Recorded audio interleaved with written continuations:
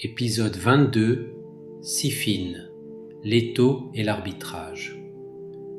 Ali a vaincu au chameau, mais Muawiyah, gouverneur de Syrie, tient toujours Damas. Muawiyah est parent d'Othman. Il arbore la chemise ensanglantée du calife martyr dans la mosquée des Omeyyades. Il répète sans cesse « Justice pour Othman ». Ali lui envoie une dernière lettre. Il propose la paix. Il demande l'allégeance. Muawiyah refuse. Il dit « Je sais qu'Ali a plus de droits que moi au califat, mais je veux venger le sang de mon parent. » Ali n'a plus le choix. La guerre est inévitable. Il quitte Koufa. Il marche vers la Syrie. L'affrontement.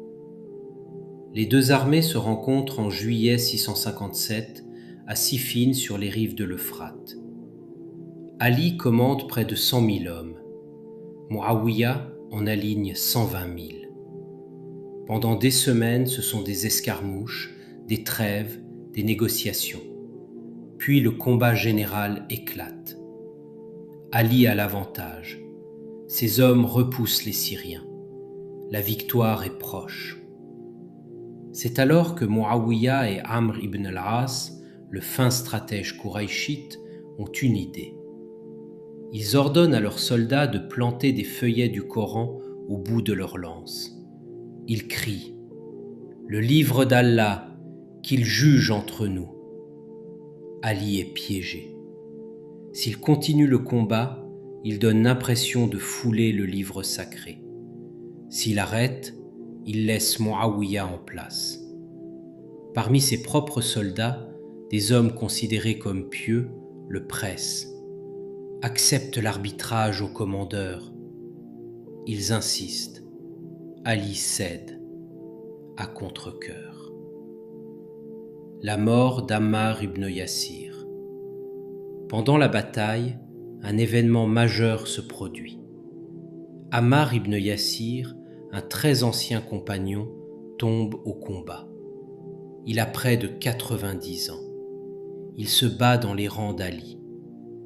Or, le prophète, paix et bénédiction soit sur lui, avait prédit des années plus tôt « Malheur à Ammar, il sera tué par un groupe rebelle, fi Abariya ».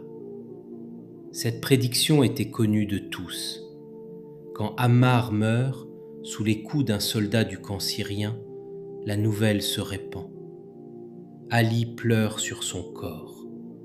Abdullah ibn Amr, un compagnon présent dans l'armée de Muawiyah, s'écrie « J'ai entendu le prophète dire que Ammar serait tué par un groupe rebelle. » Il quitte alors le camp syrien et rejoint Ali. Muawiyah tente d'étouffer l'affaire, mais dans l'esprit des musulmans, ce hadith prouve qu'Ali est dans le vrai. Car selon la compréhension sunnite, le groupe rebelle n'est pas mécréant, mais il est dans l'erreur. Il agit par ijtihad erroné tout en restant musulman. Malgré ce symbole, Ali accepte l'arbitrage. Il envoie Abu Moussa al-Ash'ari, un compagnon respecté.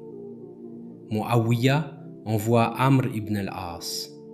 Les deux arbitres se rencontrent. Ils ne peuvent pas déposer un calife. Les discussions n'aboutissent à rien de concret. Chacun retourne dans son camp. L'arbitrage échoue. La déchirure.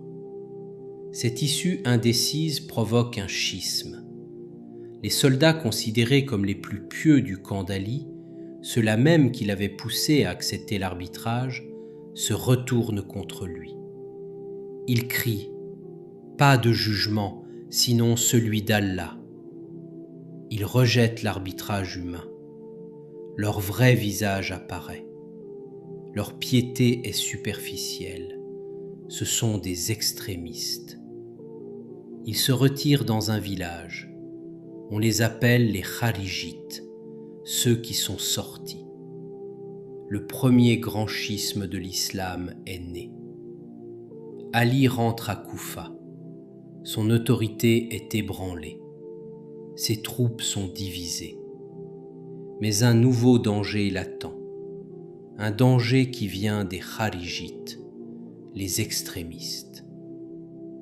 Demain, épisode 23, Nahrawan, le schisme des Kharijites.